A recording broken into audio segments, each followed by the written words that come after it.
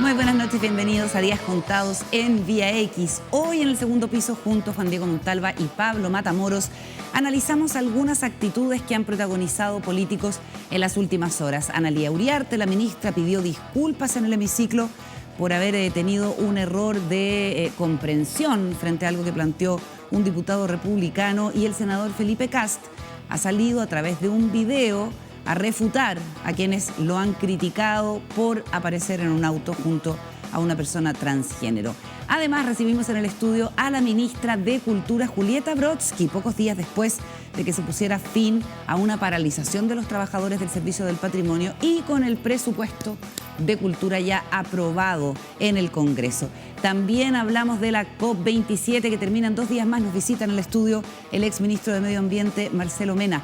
Comienza Días Contados. Contamos todo, contamos con todos.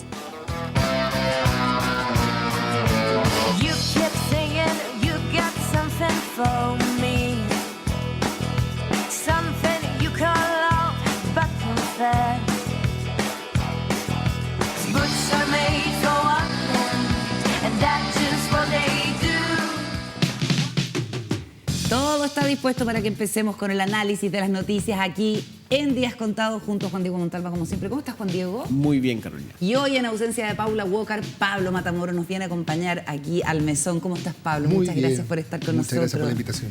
Oye, Pablo además nos va a estar comentando un análisis sobre el proceso constituyente al que hay que ponerle mucho ojo, pero antes queremos comentar algunas actitudes que han tenido políticos chilenos en las últimas horas que vale la pena mirar en detalle. Abrimos el segundo piso en Días Contados.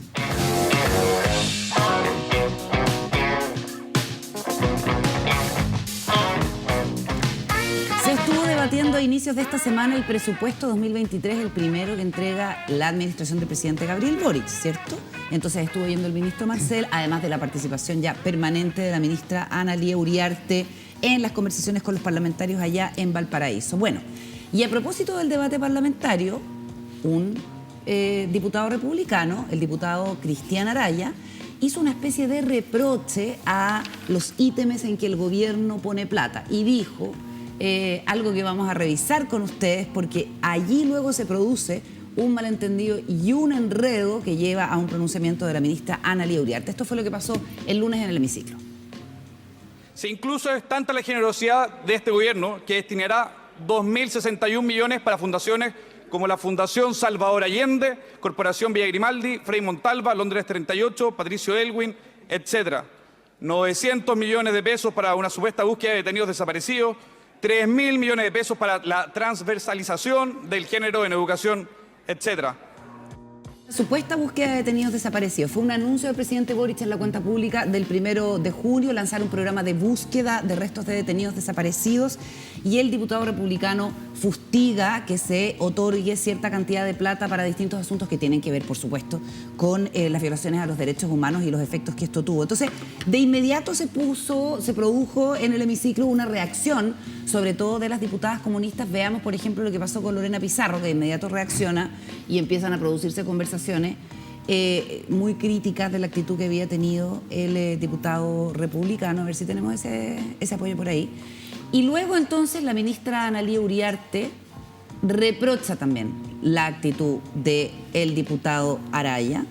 Ese es el momento en que empieza, te fijas tú, ahí está el diputado Kaiser, hay diputados de la oposición, diputados comunistas, ahí está la diputada Alejandra Plasencia del Partido Comunista, está Tomás Hirsch. Tomás Hirsch, sí. Porque en el fondo queda una pelotera después de esta declaración que se entendió como que Cristian Araya estaba poniendo en duda la existencia de detenidos desaparecidos, porque dice la supuesta búsqueda de detenidos desaparecidos, y hay un trauma muy grande en nuestro país con esta figura infame de los presuntos detenidos desaparecidos, de los cuales se habló durante tanto tiempo, ¿no es cierto? Entonces, les voy a dar el tiro a la palabra, pero escuchemos lo que dice la ministra Analía Uriarte, que se suma en el fondo al enojo de los parlamentarios y de las parlamentarias del oficialismo.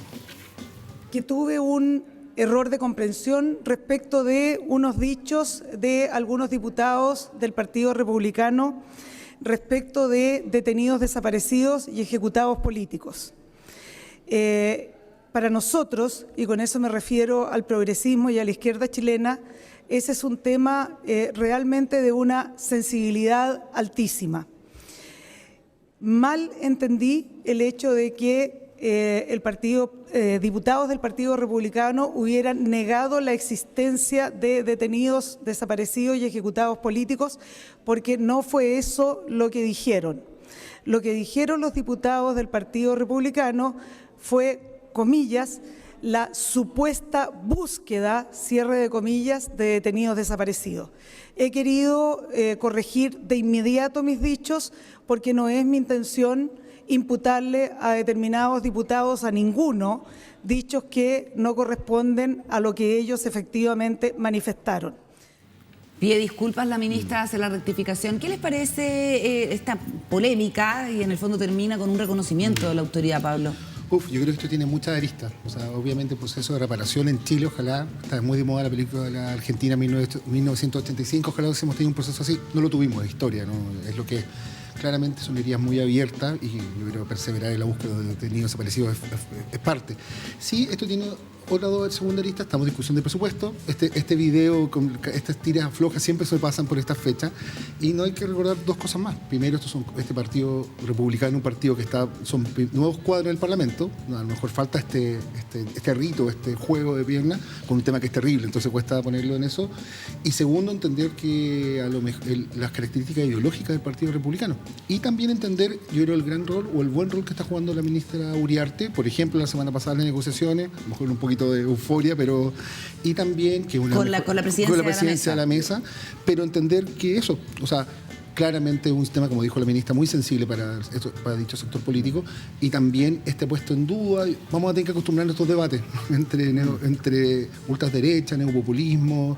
Vamos a tener que acostumbrarnos a debates que pensamos superados, creo yo, a rehablarlos.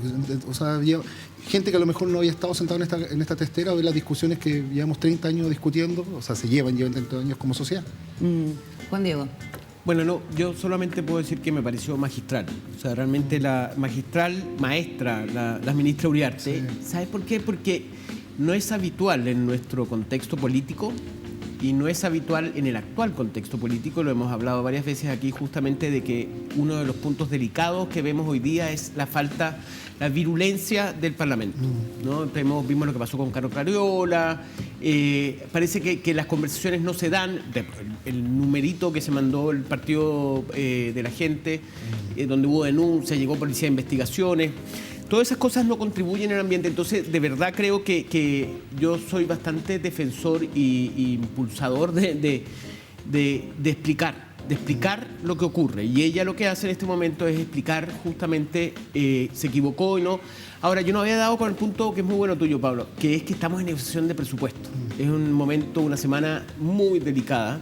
Entonces, dar este tipo de señales solo contribuyen a sentarse a la mesa. Está jugando el rol de Estado que le corresponde a la ministra, creo yo, para poder lograr conciliar toda la agenda que estamos llevando. Porque ella podría haberse, dicho un buen chileno, hecho la lesa cuando nota que en realidad fue una mala interpretación y bueno, y qué sé yo, no hubiera pasado nada. No hubiéramos sabido de esto si no es, digamos, a nivel como mediático y qué sé yo, si no es por el reconocimiento que hace la ministra. Yo creo que es como un poco de doctrina del presidente Boric, pedir perdón, explicar, poder rectificar el rumbo. Creo que hay una gran dosis de pragmatismo que pasamos después del 4 de septiembre, después del plebiscito, ha cambiado un poquito el clima de este país y veo que muchos actores políticos desde el mismo gobierno están jugando este rol de Estado, entender que no nos perdamos en cosas que pueden ser dolorosas, complejas para cada uno, pero hay que avanzar.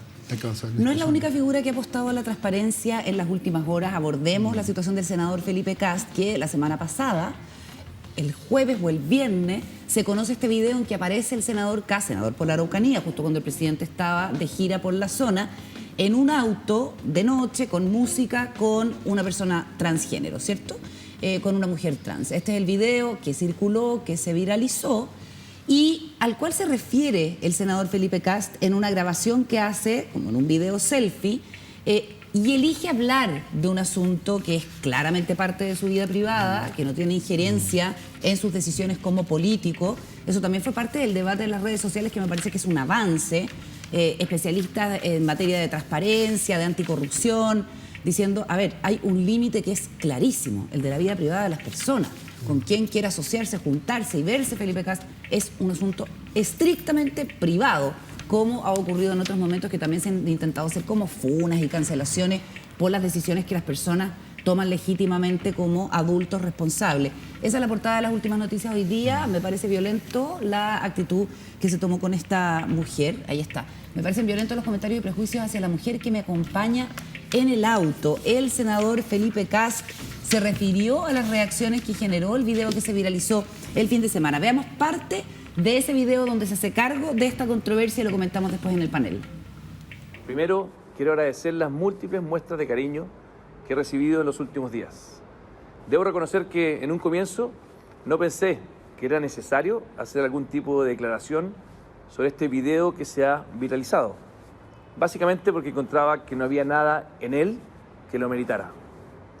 Pero luego del nivel de comentarios que he leído en las redes sociales, me pareció relevante compartir con ustedes esta reflexión.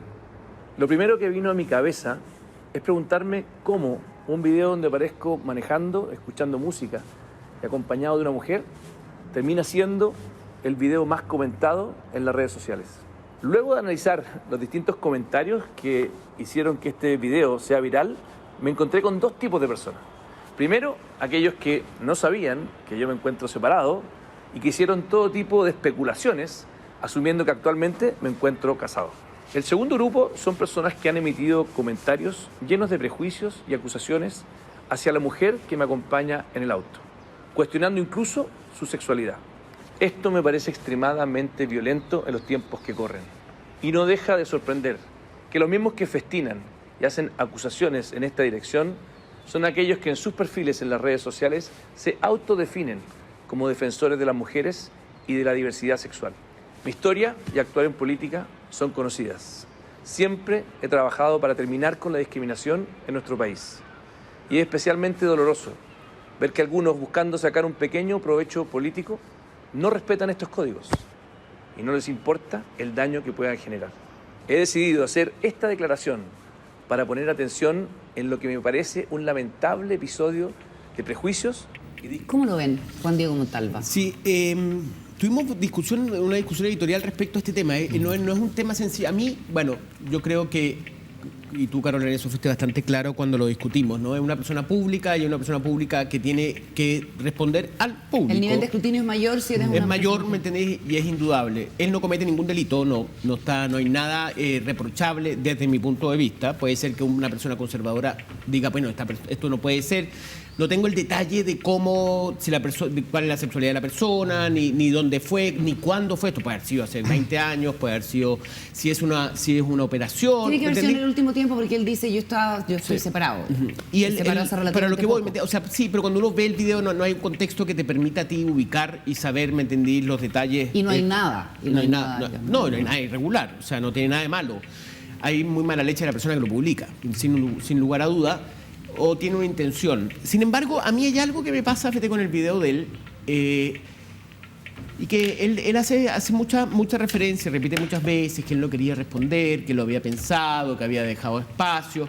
Sin embargo, hay un límite muy delgado en el caso en donde finalmente, y esto hay que reconocer a los políticos de que de esto viven, que no hay, ¿me entendéis? Que esto es ser político. ¿Ya? Que es que finalmente termina tratando de aprovechar la situación para ganar y engrandecerse él. Tú dices, se puede confundir con eso. Claro, o sea... puede haber una intención de... Claro, o sea, porque tú decís ya, muy bien, muy malo lo que le pasó, puta, qué mala suerte tuvo, que hay mala leche de parte de algunos sectores. Sin embargo, él cuando él sale a criticar al otro grupo, ¿me entiendes?, él se engrandece y queda como una persona, ¿me entiendes?, como un héroe. Finalmente trata de aprovechar esta situación, cosa que es inteligente, pero hay un manejo, hay una manipulación que a mí me parece que puede ser... No me gustaría que siguiera con este tema y que siguiera aprovechando y transformándose en una gran campaña, ¿me entiendes?, por la libertad o por... No sé, vaya uno a saber. Sí, yo creo, mira, sí, es complejo hablar de estos temas porque la vida privada de la gente, pero tiene varias cosas. Creo yo que él es libre, yo lo veía por ahí, 2 personas en un auto. 2 seres humanos en un auto, no sé qué tanto tema se puede, entendiendo las características. Pasan también que creo yo que estamos en un dilema. O sea, tenemos la historia digital, por ejemplo, de esta nueva élite que nos gobierna, el presidente de la República, algunos ministros que han subido cosas en los últimos 12 años. Hace un tiempo alguien que había sido funado y decía, es mi primera funa. Entonces el valor, creo yo, que para las nuevas generaciones, donde está todo digital, antiguamente estaba libre, por eso también el valor de la ciberseguridad. Antiguamente te robaban, se quemaba una estantería, pero ahora está todo digital y todo replicable, entonces es bien complejo. Pero, o lo que le pasaba también a los futbolistas que le agregan videos cuando se juntan con gente, o sea, hay que acostumbrarse a eso y entendiendo también que yo creo que, como decía tú, Carola, bien está ahí, pero que la gente pública tiene un escrutinio distinto. Pero yo creo que él es libre y también siento que él nunca ha dado muestras de estar en contra. Por ejemplo, sus votaciones han sido muy en pro de las libertades personales, de la ley de libertades sexuales. Desconozco el taque inexacto, pero siempre ha sido una persona que se le ha declarado como liberal. Votó identidad de género a favor y matrimonio igualitario a favor, aborto en 3 causales lo votó en contra. Claro. Pero claro, no es una persona que uno defina como un integrista en la política, sí, como un ultraconservador. Hay una cosa que yo creo que también entendiendo la identidad, lo que se ve para afuera, porque a lo mejor nosotros metidos en la política podemos ver las distintas facciones, pero las votaciones del último año hay una cosa de identidad cultural que puede ser contrario sensu a estar sentado con una persona, pero a mí me parece que hay un doble estándar de cierta gente. ¿Cuál es ese? No, ningún proyecto. No. ¿A qué te refieres con lo de identidad cultural? No, hay una cosa de identidad cultural, me refiero a ser de derecha. O sea, haber votado rechazo, o sea, una identidad cultural que en teoría es contradictoria a estar sentado con una persona en un auto, se supone. Pero ahí también yo creo que acusa un doble estándar gigantesco. Mucha gente que he visto los comentarios que son bastante burlescos, que no se merece, porque son 2 personas sentadas en un auto. Entonces, cuando me cae bien, hablo bien, y cuando me cae mal. Es interesante que estamos hablando de 2 casos, que es el caso de Ana Lilia Uriarte, sí, a raíz del diputado Reyes, que hace una acusación, o sea, supuestamente dice que ese es un caso y este otro caso, ¿no? Que finalmente, en el caso de Ana Lilia Uriarte, es muy interesante que ella logra explicar, ¿me entendí? Y recapacitar, y como que la situación quedó en nada. Y él intenta nuevamente, ante esta situación, también explicar y que tratar de que no, me entendí, de solucionar este debate o esta discusión que se produce. Pero en el caso de la ley Uriarte es muy importante porque esa explicación o esa interpelación que hace el diputado pareciera que fuera de eso, pero hoy día esa grabación queda out de las redes sociales porque ya está aclarada. Claro. Ya no, el señor que dijo ¿cómo se llama? Que criticó... Porque la ministra necesita los votos para sacar adelante la ley de presupuesto. Sí, también, pero digo, a lo que voy, ¿me entendís? La importancia de aclarar en este contexto en donde todo queda grabado y todo puede ser utilizado en tu contra más adelante. Exacto. O en otro momento. Sí, acá yo creo que lo contradictorio, y por eso no es el caso de Felipe Cas, no es el caso, pero es como que la gente que está en contra el paladín contra fumar, claro, fume. Aparece fumando. El paladín contra X termina haciendo cosas. Yo creo que eso es lo que es contradictorio y genera este morbo, la portada de LUN, que a mí me parece necesaria la polémica. Oye, reservemos estos últimos minutos que nos quedan, Pablo, para hablar del proceso constituyente, que es un tema que tú has estado siguiendo, porque lo que hemos visto es una baja en la intensidad del debate, evidentemente, después de que era el tema principal, pero hay avances, sí. Se avanza y ahora lo que hay que hacer, digamos, es acordar cuál va a ser la composición del órgano redactor y hay apertura en algunos sectores del oficialismo a que tenga una composición mixta. En eso estamos, más o menos, pero obviamente hay quienes consideran que el momento constituyente pasó, que no hay para qué apurarse tanto. ¿Cómo lo ves tú? Me ha tocado esta semana estar por el IDE, el instituto que soy parte, y también con la Fundación Max Pan, hablar con muchos actores políticos, no voy a decir cuáles porque son distintos, pero con casi todo el espectro de distintas partes. Y veo que por lo menos en los partidos y también en el Congreso, en la Cámara, hay una disposición interesante, pero más allá del resultado, es que estamos en un momentum político complejo. O sea, si no pasa ahora, en noviembre, después vienen las vacaciones, la Navidad, debería ser el firmado el acuerdo por los distintos partidos, que se ve que hay voluntad. ¿Cuándo se debería firmar? Debería ser noviembre, dicen, debería ser noviembre. Por una cosa, pero estamos a 16 de noviembre. Sí, quedan 15 días, hay que tener fe. Bueno, de 15 días. Pero, 14. Entonces después viene la tramitación, debería ser elección en marzo, abril. El gran problema es que creo que no hemos como sociedad digerido bien las consecuencias de la última elección. de este rechazo tan categórico. Y también entender que este péndulo completamente, como decirlo, plurinacional, ahora puede ser completamente conservador. O sea, existen tiempos políticos, existen cálculos de distintos partidos, del gobierno, para ver cómo lo hacemos, cómo votamos, cómo que no se junte con las otras elecciones. Fue fatal también al parecer juntarse. Y hay una cosa, un dato que alguien decía por ahí, que no recordar que estamos en pandemia. O sea, también y entender el rol de los partidos políticos, la institucionalidad. Entonces, ¿cómo lograr un acuerdo? Creo yo que si no pasamos este momento, después se va a seguir enfriando, porque también hay una cosa que yo creo que es intuitiva, que hay problemas gigantes, economía, seguridad, que son problemas que, ¿cómo verlo en cuerdas separadas con todo lo que se viene, la reforma de pensiones, tributaria? Pero lo interesante es que, por lo visto, hay voluntad de poder avanzar en un acuerdo, entender que no es que va a explotar Chile mañana, sino que lo volvemos lo ponemos a cerrar esta olla, puede que se empiece a calentar y explote en 5 años más, volver. Y ese es el riesgo, en el fondo. Creo yo que ese es el riesgo. De dejar pasar este momento. Este momento, porque después se va a juntar. También es una cosa interesante, ¿dónde van a sacar gente que quiera ser el constituyente? Con los partidos, o listas abiertas, cerrar. El rol de los expertos. Entender también que el otro tránsito fue como anti-experto. O sea, fue como... Pablo, ¿y esto se puede postergar un año?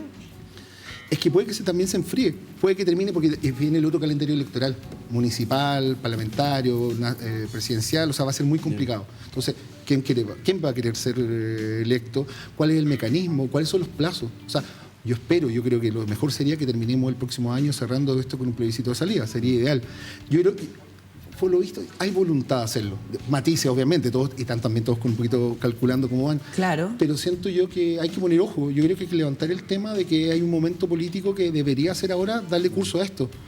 Y que también no quede con tantos bordes, porque también, por lo visto, hay varios acuerdos. Sociedad de derecho.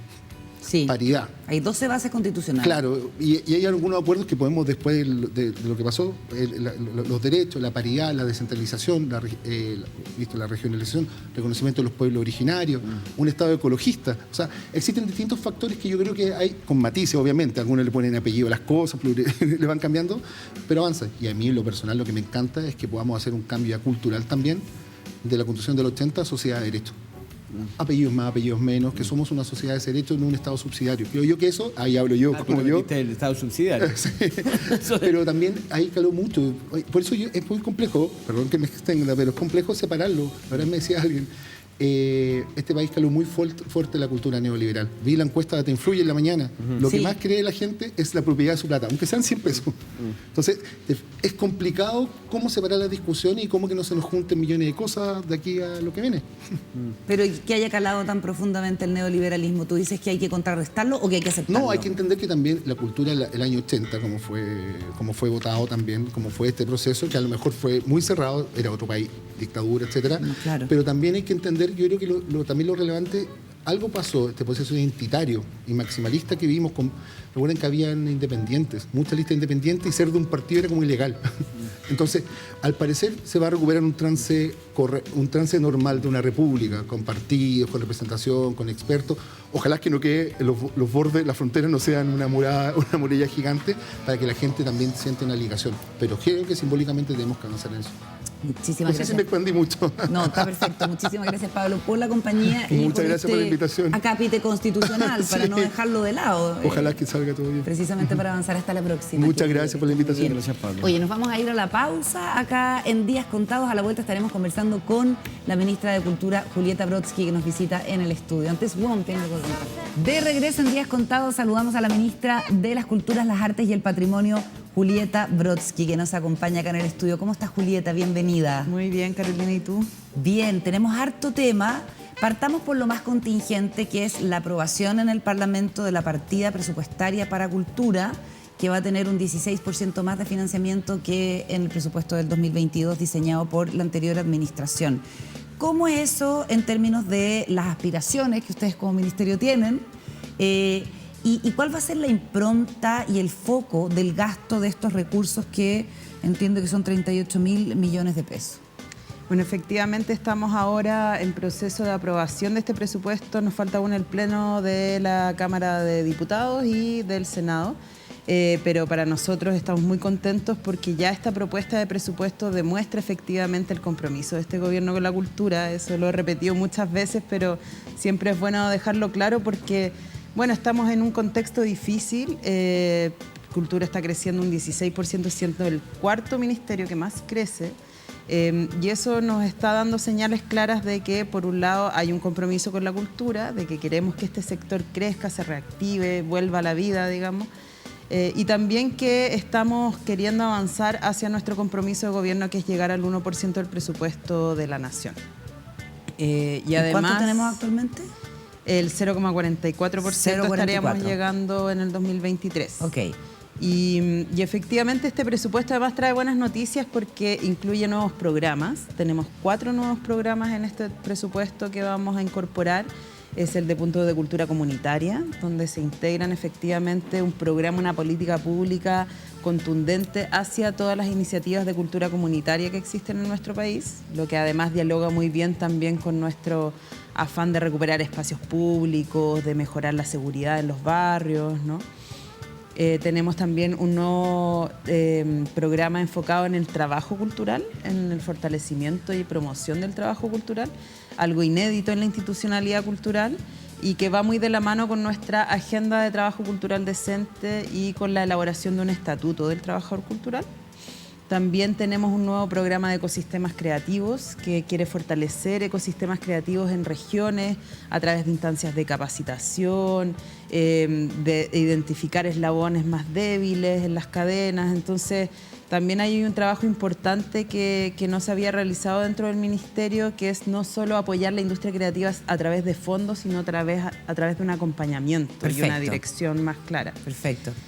Y por último tenemos el programa de sitios de memoria también, que va a ser importante para poder apoyar la gestión de los sitios de memoria. ¿Y eso qué implica en la práctica?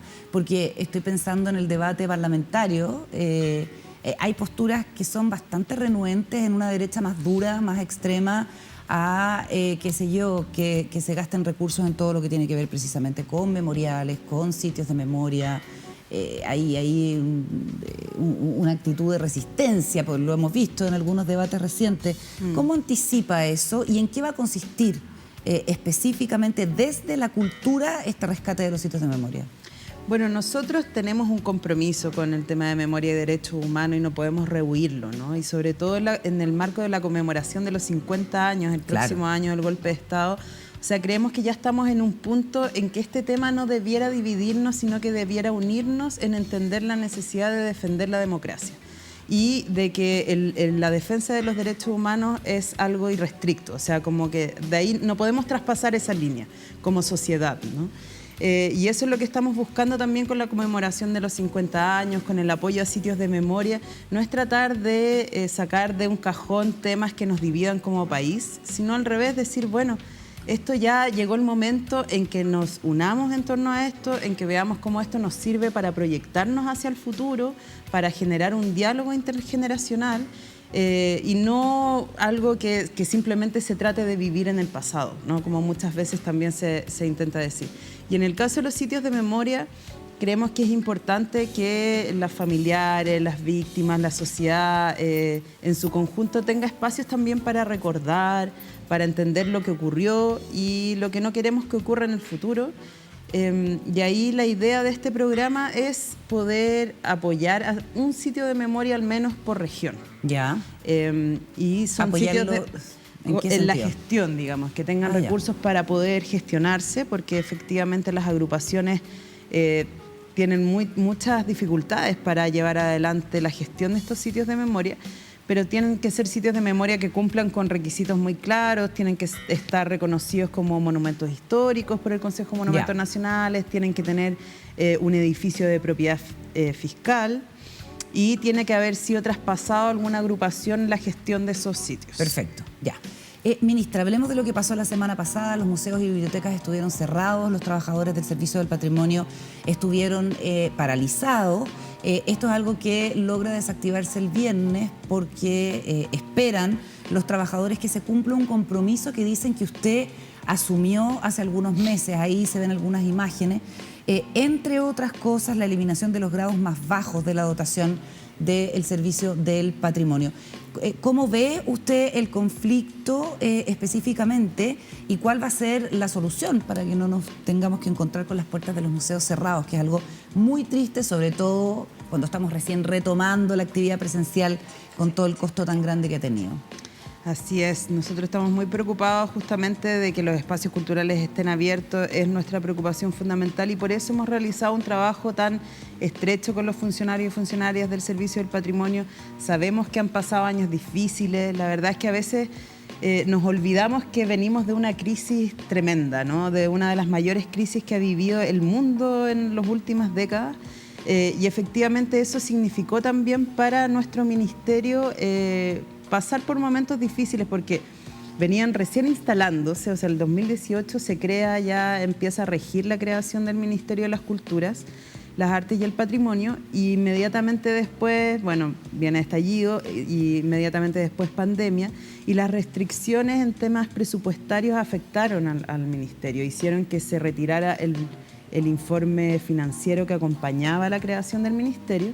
Y esto ha hecho que, bueno, distintos compromisos que se habían asumido con los funcionarios para la creación del ministerio no se cumplieran.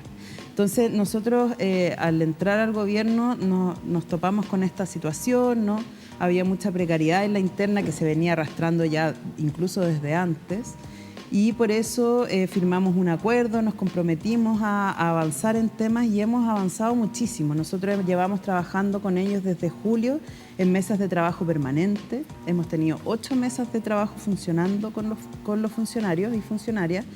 El acuerdo marco que yo firmé con ellos a través de este presupuesto se cumpliría casi en un 80%. Ya, porque permite redistribuir las plata. Porque hay distintos, o sea, para empezar, nosotros como gobierno estamos restituyendo ese informe financiero que había sido retirado. Entonces, todo lo que estaba comprometido por ley para la implementación del ministerio se estaría cumpliendo el próximo año con nuestro presupuesto. Y además de eso, a solicitud de los gremios también, se aceptó hacer una pequeña resignación para el presupuesto del próximo año, para cubrir estas nivelaciones de los tramos más bajos y de los grados más bajos que efectivamente no estaban en ningún compromiso legal, digamos, previo, pero que sabíamos que era necesario avanzar con eso porque además, efectivamente, esos grados, la verdad es que tenían a los funcionarios en situaciones de mucha precariedad. De mucha precariedad. Entonces, suben los ingresos para esos trabajadores, pero no se eliminan los grados más bajos, que era... No, sí, se eliminan los grados más bajos. El grado 21, 22... de auxiliares y administrativos se están eliminando y el tramo 6 de vigilantes. Perfecto. Entonces con eso se cumple el compromiso y se desactiva la movilización de la semana pasada. Bueno, la reactivación del mundo de la cultura es algo que es importante para su gestión, ministra. La agenda también del trabajo decente en el mundo de la cultura, y el presidente Boric hizo un anuncio que fue bien recibido, que es la entrega de un bono para los trabajadores de la cultura que de alguna manera repare todo este tiempo en que tuvieron una situación de precariedad tan grande. Hace poquitos días terminó el segundo llamado. Vamos a recordar el momento en que el presidente hace este anuncio y seguimos en la conversación en el mesón con la ministra de las Culturas, Julieta Brodsky. Vamos a crear, y yo sé que esto es muy sentido en el mundo de la cultura, un bono especial para los trabajadores y trabajadoras de la cultura, un aporte de 450.000 pesos para un total de 30.000 trabajadores y trabajadoras de la cultura que se han visto tan afectados. Pero sabemos también que en el mundo de la cultura no están pidiendo limosnas. Lo que quieren es trabajar, que el arte fluya, que el arte llegue, que todos podamos acceder a esa creación cultural. Ya, el bono para los trabajadores de la cultura, aparte de los anuncios que hizo en abril el presidente Gabriel Boric, el 11 de noviembre terminó el segundo periodo de postulación, ¿cierto? Y esto que, bueno, obviamente fue una ayuda importante para los que estuvieron particularmente afectados porque los escenarios fueron lo primero en cerrar y lo último en abrir, producto de la pandemia. Juan Diego. Sí. No, Julieta, la verdad que bueno, no es un sector sencillo, tienen opiniones, saben, le gusta la divergencia, no debe ser fácil conducir esto porque, como bien tú decías, es una de las víctimas de la pandemia. Y hoy día, por ejemplo, Y quería, por eso, mi pregunta va a cuál es el estado de situación de la cultura hoy día. Hoy día sale en el Mercurio la situación de la Fundación Neruda. Fernando Sáez tuvo que acceder a ir a la Universidad de Chile, pedir financiamiento, cambiar directorio. Museo Precolombino, Cecilia Puga, directora, tuvo que cerrar, no sé, que hasta un 80% del museo, ¿me entiendes? Porque justamente no tiene cómo financiarse. Y Milán Ivelic, en cartas este fin de semana, tú también escribiste una carta, no sé si de respuesta a él, pero respuesta a la situación, hablaba del cierre de museos. ¿Cuál es la situación del arte, de la cultura hoy día en el país? ¿Cómo ves? ¿Cuáles son los temas más preocupantes? ¿Dónde están los problemas? Porque todos son muy preocupantes. Todo lo que es que ese panorama, sí, te digo, pero dentro de esta variedad de malas noticias que pueden haber después de estos años de pandemia. Bueno, efectivamente nos topamos con un sector que estaba prácticamente en el suelo después de esta crisis pandémica. Fue el sector más afectado junto con el turismo y el empleo femenino, ¿no? Perdimos casi el 50% de los empleos en el sector cultural, o sea, era una catástrofe, yo creo, ¿no? Y eso creo que también a veces cuesta como acordarse de que estamos recién saliendo todavía de eso. Y nosotros como gobierno hemos estado invirtiendo fuertemente en la reactivación del sector cultural, junto con los 15.800 millones que se están destinando a este bono de trabajadores culturales, donde ya se entregó la mayoría de ese bono en el primer llamado, ya entregamos 30.000 bonos. Ya. Ahora también hemos estado implementando distintas políticas en conjunto con el Ministerio de Economía, por ejemplo, pero también nuestro Ministerio de Reactivación Cultural. Hemos estado también invirtiendo más de 10.000 millones de pesos en eso. Eso ha significado apoyo para distintas actividades que fomentan el empleo, que dinamizan el empleo en todas las regiones del país, ferias del libro, ferias de editores, ferias de artesanía, actividades en el aire libre. Está Rocódromo también, que vamos a volver a celebrar este año, ¿no? Estuvo Rock en Conce, REC, hace poquito. Hemos estado haciendo actividades en todos lados y eso se ha notado, se ha generado como una reapertura de los espacios culturales. Hicimos un nuevo plan paso a paso que integrara las necesidades del sector. O sea, creo que específicamente sobre los museos, ministra, ¿cómo es posible que el Museo de Arte Precolombino tenga la mitad de sus salas cerradas? Bueno, eso tiene que ver con el modelo de financiamiento que tiene el museo. Nosotros le pasamos recursos al museo todos los años, más de 300 millones de pesos. ¿Y cuánto representa el financiamiento del museo esa plata? La verdad es que no lo tengo tan claro. Ellos reciben financiamiento a través de nuestro ministerio, a través de la Municipalidad de Santiago y a través de instituciones privadas que le donan recursos y también a través de la venta de entradas. Y ahí es donde se quedaron, digamos, con este déficit gigante por la pandemia. Por la pandemia, claro. Pero no es un museo, digamos, que esté como dejado de la mano de Dios, en el sentido de que nosotros sí tenemos un financiamiento directo hacia ellos. Yo entiendo, pero no hay una línea para, podríamos llamarle, rescate de instituciones culturales que en general tienen finanzas sanas, pero que producto de esta crisis de la pandemia generan este déficit.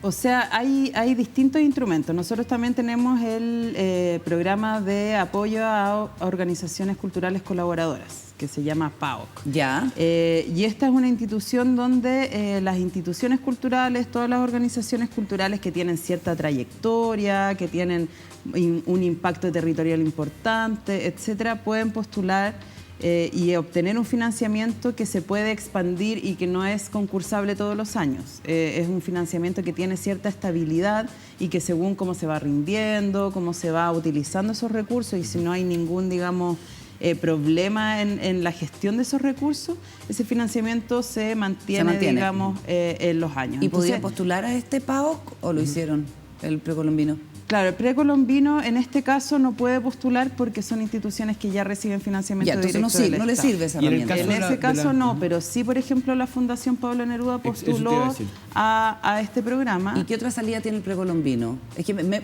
encuentro interesante como ejemplo de qué hacemos con un museo que está a la mitad cerrado. Claro, igual hay que entender también que nosotros también tenemos nuestros propios museos, ¿no? Entonces Por también cierto. como instituciones públicas tenemos museos que han estado en situaciones de precariedad durante mucho tiempo. Entonces también tenemos que en ese sentido gobernar es priorizar también, como dice nuestro presidente, Sí. ¿no? Y como política pública uno también tiene que decidir, bueno, nuestro ministerio tiene el 0,4% del presupuesto. Y tú Entonces administras uno precariedad en ese obviamente sentido. uno administra precariedad, Claro. entonces ¿cómo le digo yo a los funcionarios del Servicio del Patrimonio que vamos a darle más recursos al Museo Precolombino, pero ellos van a seguir en una situación de precariedad, Entiendo. no van a tener más vigilantes, tienen problemas de seguridad, tienen problemas de infraestructura? Entonces uno también tiene que saber priorizar las instituciones que están bajo nuestro alero y que son responsabilidad nuestra. Correcto, 100%. Ministra, digamos, claro, 100%, 100% claro. pública. El caso- a mí me llama mucho la atención el caso de la Fundación Pablo Neruda. Es Pablo Neruda, premio Nobel chileno. Yo creo que hay gente que viaja a Chile a ver las casas de Pablo Neruda. Tiene una infraestructura muy importante, casas, tiene museos, tiene obra, tiene... ¿Y qué puede hacer una institución así? ¿Qué ha hecho? ¿En qué lo pueden ayudar ustedes?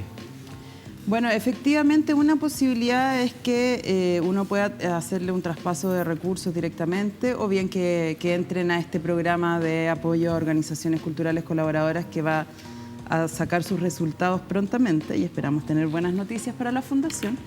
Pero nosotros además ahora estamos en proceso de construcción de un sistema nacional de financiamiento cultural. Esto suena un poco rimbombante, pero la verdad es que trata justamente de ordenar esto, ¿no? Porque tenemos instituciones que tienen un traspaso de recursos directamente a través de nuestro presupuesto, pero hay otras que no.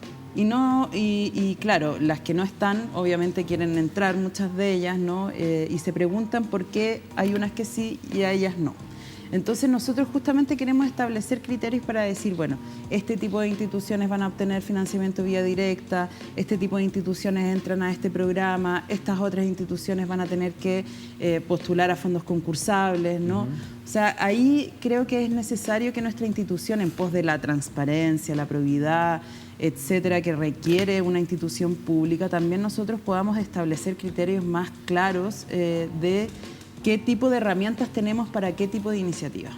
Y eso es lo que estamos haciendo con este sistema. Fíjate que a mí, cuando veo la situación de la Fundación Neruda, Museo Precolombina, todas las deficiencias, o sea, las necesidades, perdón, no deficiencias, que tienen los museos que son parte del Estado, me imagino, además, no solamente en Santiago, en regiones.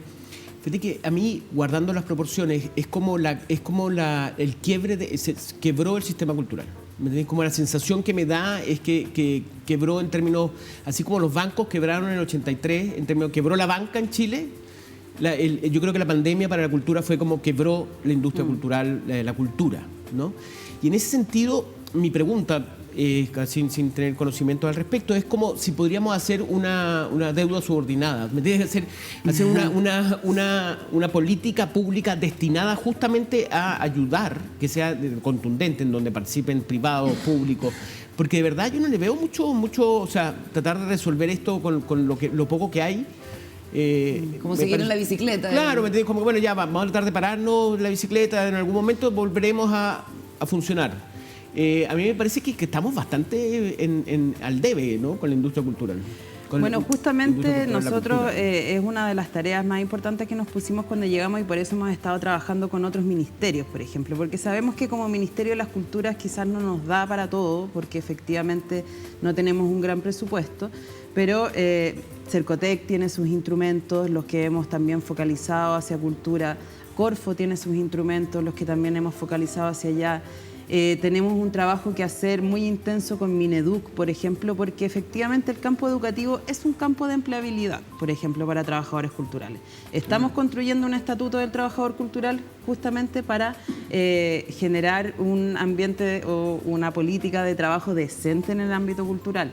Estamos generando nuevos programas que fortalezcan ecosistemas creativos, o sea, estamos trabajando, no sé, con instituciones como Banco Estado para ir en apoyo de las empresas culturales, FOGAPE y otros instrumentos que aprobó el Ministerio de Economía en el Congreso también están, van a integrar a las empresas creativas que son más pequeñas, que no están bancarizadas, o sea, creo que en ese sentido ya estamos trabajando como gobierno con ese foco y se ha visto la preocupación que hay hacia ahí y todos los ministerios están entendiendo esa necesidad. Y el rol del sector privado, hay acercamiento al sector privado, hay vínculos que permitan de alguna manera también involucrarlos en este...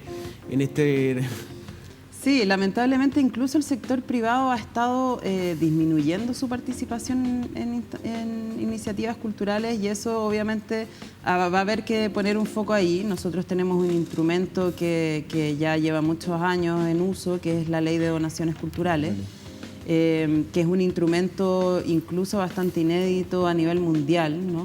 Y que da bastantes garantías para la empresa privada para poder aportar. Pero lamentablemente en nuestro país no hay una cultura de filantropía tan extendida, ¿no?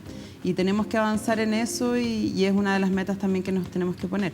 Pero por eso, por supuesto, para nosotros es importante que una fundación privada como la Raín Echenique, que administra el Museo Precolombino, también asuma una actitud quizás más proactiva en involucrar al mundo privado en esto, porque también... nosotros como ministerio no podemos simplemente asumir todas las responsabilidades que otros también asumieron en su momento y que hoy no se están haciendo responsables tampoco de eso. Ministra, a 3 años del estallido social, quisiera preguntarle o pedirle una reflexión. ¿Cómo crees tú, Julieta, o cómo se explica que entre los hechos de violencia haya habido la quema de un museo, el Museo Violeta Parra, la destrucción total del Café Literario de Bustamante, cuando se supone que uno pensaría que esto es algo valorado por la ciudadanía o que hay ciertas cosas que son como sagradas, que se hayan quemado edificios patrimoniales, que uno entiende que son parte de todo? Lo que pasa es que el Centro Cultural Alameda Roserfort sostiene que eso fue una lacrimógena lanzada por Carabineros. Bueno, pero al final estoy hablando, claro, bueno, por supuesto la destrucción en general, pero cómo los manifestantes en ese momento actuaron contra sitios culturales. ¿Qué reflexión haces tú al respecto? Sí, bueno, es complejo. Yo creo que no sé si tomarlo como un ataque directo hacia la cultura. Creo que es complejo plantearlo así. Uno podría igual reflexionar al respecto, como quizás aún nos falta mucho por avanzar para que la sociedad en su conjunto se sienta convocada hacia lo cultural y no sientan que es algo de nicho, ¿no? Que no sientan que es algo reservado a unos pocos o que aún es privilegio de unos pocos. Creo que quizás algo de eso hay en esa manifestación, aunque no quiero tampoco justificarlo porque me parece que también es bastante injusto, ¿no? Que iniciativas que les ha costado tanto llevarse a cabo, donde nos ha costado tanto que existan políticas públicas fuertes, potentes hacia el desarrollo cultural, se terminen perdiendo así y efectivamente con todo lo que cuesta, ¿no? Conseguir recursos, etcétera, para esto. Pero sí me parece que todavía hay deudas, todavía nos quedan deudas. Nosotros siempre hablamos que nuestra impronta es avanzar hacia una democracia cultural, que justamente lo que plantea es esto, ¿no? Que la cultura podamos tener presente la cultura en todos los territorios, que ya existe cultura en todos los territorios, pero que podamos darle los espacios que necesita para poder manifestarse, que podamos darle también la dignidad a algunas culturas que se requieren, que no solo sea un tipo de cultura el que estemos difundiendo, sino también abrazar la diversidad cultural de nuestro país. Y yo creo que ahí también nos falta avanzar en estar más presentes en los barrios, en estar más presentes en los sectores más populares, ¿no? Yo creo que eso también es uno de nuestros focos. Y, por ejemplo, el programa de reactivación cultural también tiene ese foco. Estamos trabajando con Interior, por ejemplo, para llegar a sectores barrios que tienen alta peligrosidad, a sectores donde el tema de seguridad está muy complejo, ¿no? Interesante. Con Interior, para llevar iniciativas culturales como una forma de intervenir, claro, también. Además de estar en la recuperación de espacios públicos, también estamos trabajando con la Subsecretaría de Prevención del Delito como un ámbito de prevención del delito, efectivamente, y de recuperación de barrios. Julieta, a propósito del estallido, ¿cuál es la reflexión que haces hoy a propósito de este tuit antiguo tuyo en que atacas a Carabineras? Un tuit bien fuerte. Nosotros fuimos bien críticos acá cuando eso se conoció. Sí, bueno, ese tuit no era un ataque específicamente a Carabineros, aunque yo entiendo que se malinterpretó y que no sonaba bien, obviamente. Fue un tuit duro que estaba en el contexto de una conversación personal, pero obviamente, bueno, todo lo que se pudo haber manifestado en ese tiempo no representa para nada mi rol hoy día como autoridad, y yo espero que efectivamente se me juzgue por lo que declaro como autoridad, ¿no? Aunque obviamente uno siempre está bajo escrutinio público y eso hay que asumirlo también en este rol, pero no representa hoy día mi rol como ¿Cómo surge? ¿Por qué te surgió? Perdona que te insiste en un tema que es delicado, pero por eso, ¿cómo de rabia, de molestia, de ver lo que pasaba en Carabineros, en los enfrentamientos con los manifestantes? Bueno, claro, en el momento en que uno también está en un contexto tan delicado, tan terrible como lo que estábamos viviendo en esos días, ¿no? Yo creo que también hay que recordar un poco lo que pasamos como sociedad en ese tiempo. Creo que estábamos todos muy afectados por lo que estábamos viviendo. La violencia que existía era muy fuerte. Y en ese sentido también, obviamente, nadie podía tomar palco en esa situación, yo creo. Y algunos de los tuits que yo puse en ese momento respondían a eso. Ya se ha comprobado, lo ha dicho el presidente varias veces, lo han dicho organismos internacionales, o sea, violaciones a los derechos humanos existieron. Y cualquier persona, digamos, que tuviera un compromiso con los derechos humanos tenía que salir a decir algo en ese contexto, ¿no? Claro, la forma quizás es la equivoca. Sí. Y las pacas tampoco tenían. No, pero es que se están confundiendo algunos. O sea, lo de las pacas no fue en ese contexto, fue en otro momento y no se refería a eso, pero... Ya, perfecto. Pero bueno, está bien el que explica se complica. No, pero está bien, y que lo abordes y lo compartas con nosotros. Me quedó una sola duda. ¿Cuándo se vota el presupuesto? La partida del presupuesto. Entiendo de que cultura. hoy día se estaría Perfecto. votando la de Cultura en la Cámara de Diputados. Ok, y después Y va al después Senado. va al Senado. Ya. Sí. A Bueno. no ser que quede pendiente y se vote mañana, que muchas veces no. Es de esperar que sea aprobado con el guarismo que le ha puesto el gobierno. Ministra Julieta Brodsky, muchísimas gracias por la conversación con nosotros. Muchas gracias a ustedes. Gracias. Nos vamos a la pausa. Al regreso conversamos con Marcelo Mena sobre la COP27 y otros asuntos de medio ambiente. Y entramos a la última parte del programa saludando al ex ministro de Medio Ambiente y actual CEO del Methane Hub. ¿Cómo estás, Marcelo Mena? Bien, de vuelta de la COP, que ya pude volver. Muchos viajes, muy poco tiempo. Ya, ¿cómo es eso? No, la verdad es que a finales de año estuve en la cumbre C40 con los alcaldes. Igual estuvo bueno, porque nos conversamos varias ¿Y eso cosas. dónde fue? En Buenos Aires. Ya. Entonces, por lo tanto, hay un reconocimiento reciente de que las emisiones de los rellenos sanitarios son mucho más de lo que se pensaba originalmente. Wow. Y es el gas metano el que hay que tratar de contener de manera importante, intensiva. Y tú estás en eso, en la Global Methane Hub. Sí, entonces Buenos Aires tiene la fuente puntual más grande de metano del mundo con su relleno sanitario. ¿En serio? Entonces, ¿Del mundo? Del mundo. Más que la India, China. Sí, hay uno grande en Chile, pero tiene que ver con, básicamente, se concentra todo en un poco lugar, más o menos la mitad del metano de Buenos Aires como ciudad viene del relleno. Entonces estuvimos trabajando con los alcaldes varios, con los alcaldes de Dakar, de Addis Ababa, de Mumbai, para empezar a mirar eso, porque en el fondo son bombas de tiempo que terminan incendiándose si es que no haces una gestión correcta de esas emisiones. Entonces no solamente un tema climático, sino un tema de seguridad. Y como yo me tocó vivir como subsecretario de los incendios de Santa Marta, yo no le deseo nada a nadie ese calvario. Marcelo, pasado mañana termina la COP27 en Egipto, en Sharm el Sheikh. Tú estuviste allá y la pregunta que uno siempre se hace, por lo menos en términos como generales, es cuánta disposición hay de los grandes contaminantes a cumplir con los compromisos del Acuerdo de París del 2013, si no me equivoco. 2015, Sí, 2015, perdón. sí. 2015.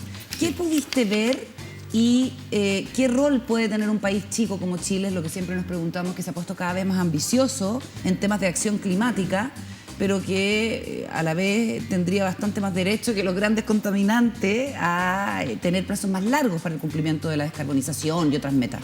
Sí, bueno, lo interesante es que Biden estuvo ahí y se mandó un discurso tremendo. Obviamente está... ¿Tremendo en positivo o negativo? En positivo, en potente, porque ¿qué le ocurre? Que nunca ha tenido un presidente de Estados Unidos un congreso para controlar el financiamiento y por tanto el paquete de financiamiento de Biden que tiene para acción climática, que en torno a 400.000 millones de dólares, es unas 100 veces más de lo que Norteamérica aporta a cambio climático a nivel gubernamental. Entonces, es un orden de magnitud.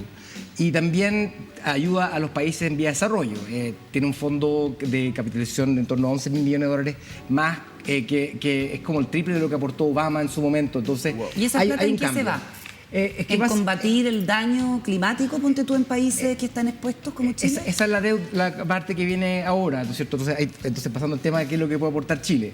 Punto 1, Chile aporta en el sentido de que tiene acción climática potente, pasando de 0% de solar y eólica a 30% en solo una década. Eso es una cuestión que no hay comparación en el mundo de la velocidad con la cual creció eso.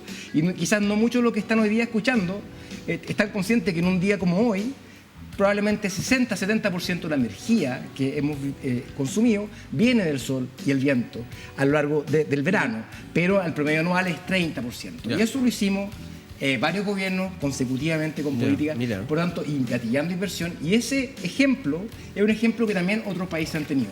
India, China incluso, han tenido crecimiento exponencial en esa inversión. Entonces, eso que se puede hacer, no hay que ser desarrollado para hacerlo en la lección.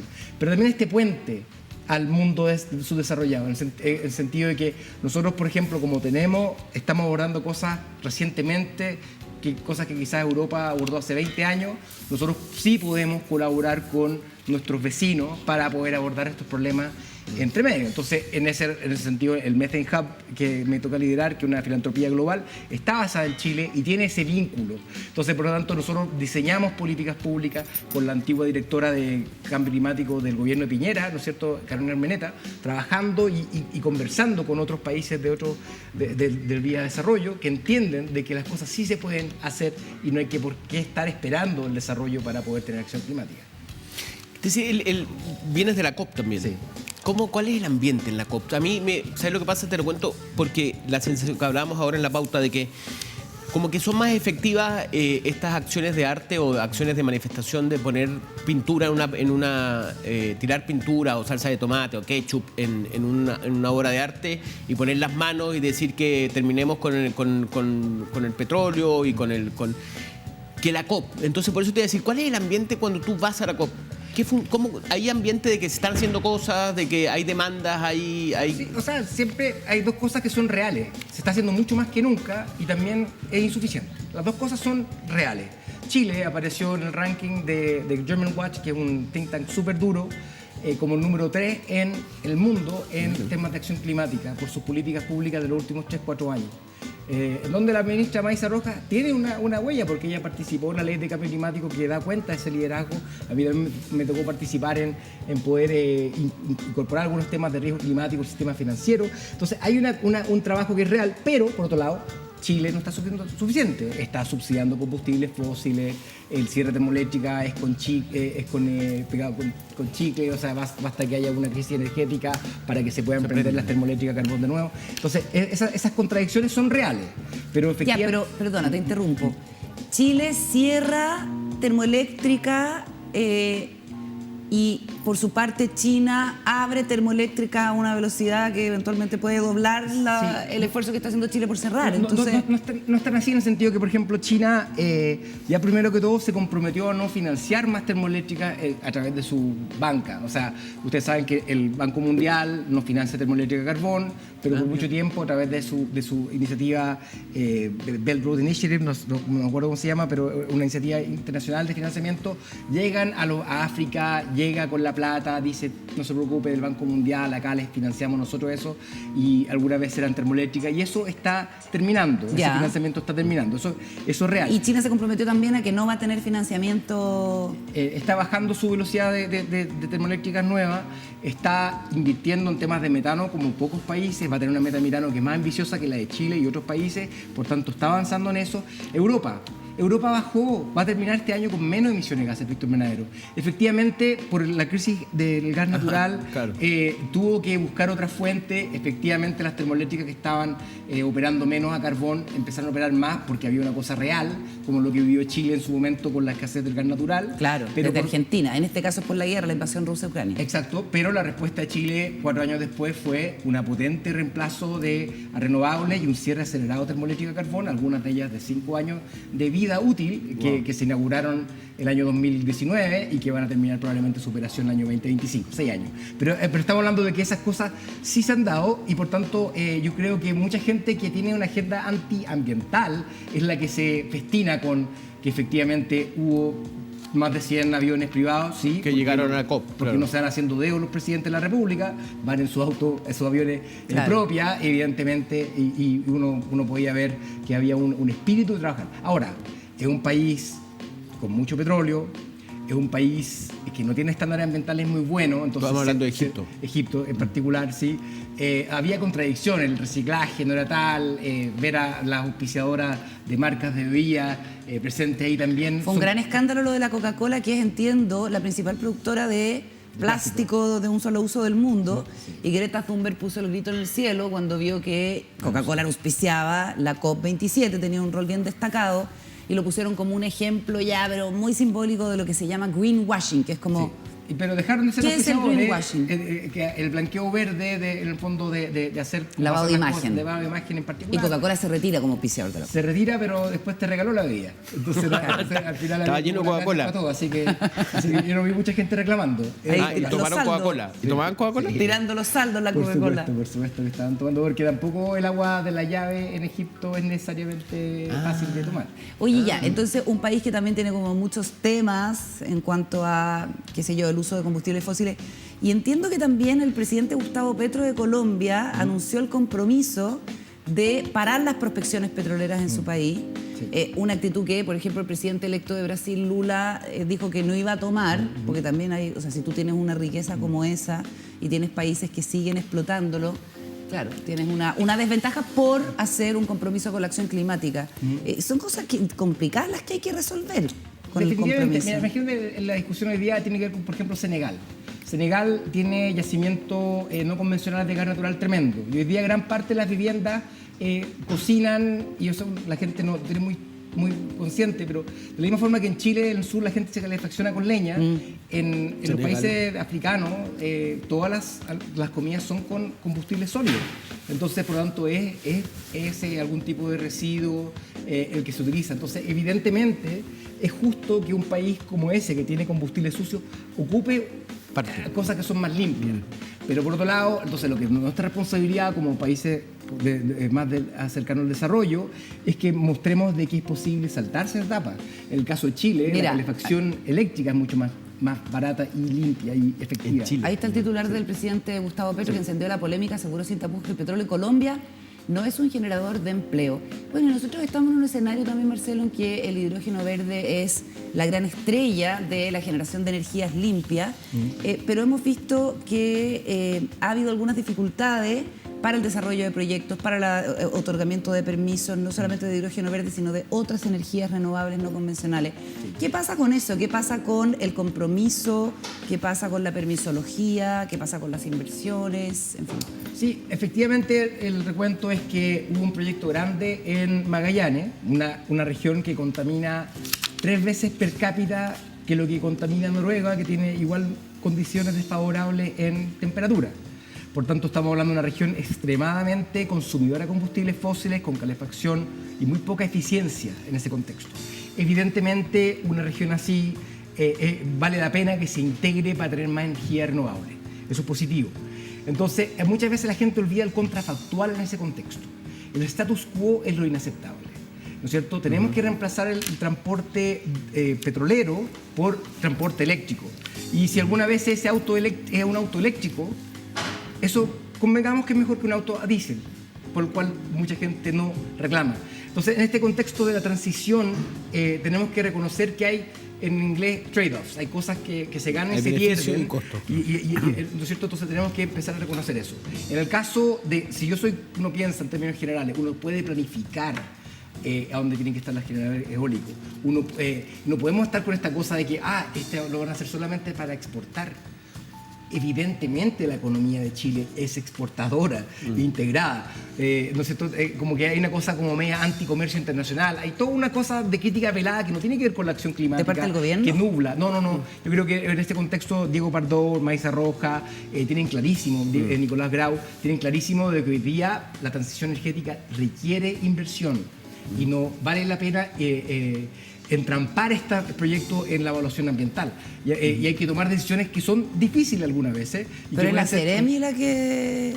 Es que, bueno, algunas veces los Ceremi han tomado decisiones que han sido contrarias a los informes técnicos. En ese contexto, la directora del CEA ha encauzado eso, se hace como corresponde. Ya vimos el tema de Salinas, pero también vimos el tema de Fundamenta, en Ñuñoa. Oye, sí, viste que ha sido bien polémico.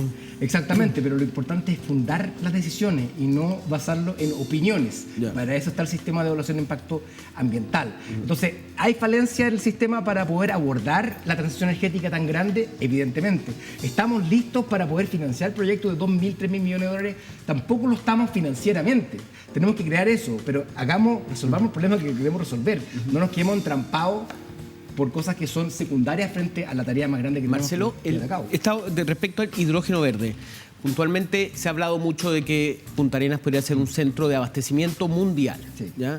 También se ha hablado del norte, pero que Punta Arenas es especialmente factible dado que está en dirección directa está más cerca de partir a Europa y Asia. Sin embargo, ustedes me han dicho, y en eso quiero preguntarte qué opinas tú, de que el transporte es muy complicado del hidrógeno verde y que tal vez esa idea no está muy bien fundamentada, dado que sería mejor producir el hidrógeno verde en Asia o en Europa. ¿Es verdad? ¿Hay el fundamento? El hidrógeno verde no es una bala de plata, pero sí va a poder reemplazar algunos consumos difíciles, particularmente transporte marítimo, buses, camiones, aviación. Y si somos capaces de poder transformar ese hidrógeno verde que requiere una alta compresión y un consumo energético tremendo para poder mantenerlo así, con un riesgo de fuga constante porque es la molécula más pequeña que hay, y si fuga puede causar efectos adversos al clima también, como el metano. Entonces, en ese contexto es importante ir a combustibles líquidos, ¿no es cierto? O soluciones distintas. El amoníaco, por ejemplo. Sí, el amoníaco, que es un insumo importante para la urea, que es el fertilizante, si es un amoníaco verde, nos hace menos dependientes a la importación de gas natural, muchas veces de Rusia. Gran parte del alza de precio de alimentos que hemos tenido es de la dependencia del sistema alimentario de los combustibles fósiles y, por tanto, si somos capaces de tener hidrógeno verde que contribuya a amoníaco verde, eso es un gana-gana. Y sería poético en el sentido de que nosotros perdimos nuestra capacidad de poder suministrar fertilizantes con el tema del salitre, porque inventaron un proceso químico los alemanes, Haber-Bosch, que permitía con energía de fósil hacer hidrógeno para reemplazar el guano. Que nosotros seamos capaces de poder producir guano o sintético a través del sol del norte, sería un cierre muy bonito 200 años después. Pero el tema del transporte es un gran question mark, una pregunta respecto a la idoneidad que tiene Chile respecto a lo lejos que estamos. Es que sí, supuestamente la baja del insumo más importante no es el transporte, sino el costo de energía. Y en ese contexto para concentrar el hidrógeno verde y que en ese caso sería verde dado que tenemos sol y tenemos viento. Y efectivamente en Chile está el lugar donde el costo de energía renovable es el más barato del mundo en desarrollo nuevo. Oye, el sitio CIPER Chile, un sitio de investigación periodística que conocemos bien, sacó un artículo sobre Pampa Camarones, que es un proyecto minero en el norte del país, en la región de Arica y Parinacota, que es un proyecto en que participa la familia del expresidente Sebastián Piñera, que obtuvo financiamiento público y que se autorizó durante sus gobiernos. Es un proyecto minero, dice la investigación periodística Pampa Camarones, que existe gracias a gestiones realizadas durante los 2 gobiernos de Sebastián Piñera, ahí está la nota. En el primer mandato, a través de Corfo, sus gestores obtuvieron el financiamiento y en su segundo gobierno le otorgaron los permisos ambientales. El problema es que los hijos del expresidente forman parte del negocio a través de la Sociedad de Inversiones Santa Cecilia, figuran como aportantes en 3 fondos de inversión privados que forman parte de la propiedad del proyecto: Esperanza, Pampa Camarones y Coinversión Minería Activa 3. Desde hace algunas semanas también son accionistas indirectos a través de la sociedad Peces Spa. Pampa Camarones explota cobre en la región de Arica y también elabora cátodos del mismo mineral para exportarlo. No es un negocio pequeño. Hace poco intentaron venderlo a inversionistas australianos en más de 60 millones de dólares. Recordemos que pasó algo parecido con el proyecto minero Dominga, que se terminó finiquitando en las Islas Vírgenes. Este negocio hubo una investigación y de hecho hubo una acusación constitucional contra el expresidente Sebastián Piñera, un proyecto que tú conoces bien como exministro de Medio Ambiente. Bueno, y esta cuestión de los proyectos de inversión que tienen por una parte un impacto medioambiental y el poder político, cada cierto tiempo resurgen con fuerza por los conflictos de interés que representan, ¿o no? Sí. ¿Cómo lo ves, Marcelo? O sea, sí, es lamentable. Yo creo que en todo caso, si uno mira el estándar de conflicto de interés en Chile, es mucho más avanzado si uno mira una posible vuelta de Trump a la presidencia con toda su familia y el gabinete.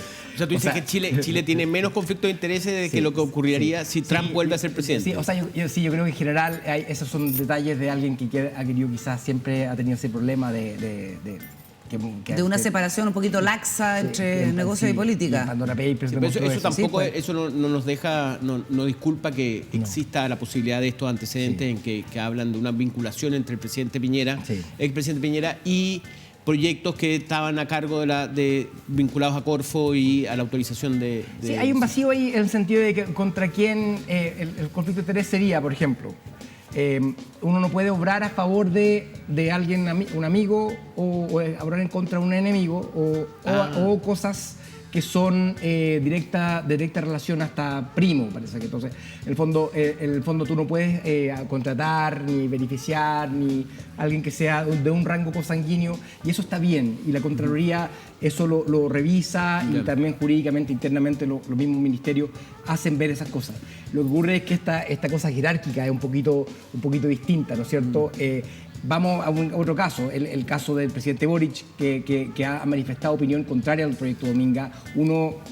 Hay como una vaguedad si eso significaría algún tipo de presión o no, porque no es como la definía. Claro, no es cualquier persona la que está dando la opinión. Sí, sí, yo personalmente no veo un problema en eso, porque él no decide, lo deciden los comités de ministros, pero hay esas cosas como intermedias. Entonces, cuando hay un vicepresidente Corfo que beneficia a una empresa de esa naturaleza, lo que habría correspondido era una buena empresa con buen procedimiento, es haber declarado ese posible conflicto de interés para que tuviera conocimiento directo Corfo y tuviera que actuar de acuerdo a eso. Pero eso es un problema entonces ya también de la empresa. Juan Diego, ¿algún comentario? Hay mucho, a mí me interesa ese punto del conflicto de interés. Hoy día la aprobación, hay mucho cuestionamiento al CEA, al sistema de evaluación ambiental, respecto a que ha sido lento en el proceso de autorización de proyectos de inversión. ¿Cuál es tu opinión al respecto? Yo creo que tiene que mejorarse la operación a través de un CEA 2.0. Yo he tratado de comentar eso, y yo creo que es oportuno que hoy día un gobierno que ha rechazado proyectos diga: sí, hemos rechazado proyectos, hemos aprobado proyectos, pero la verdad es que podemos mejorar.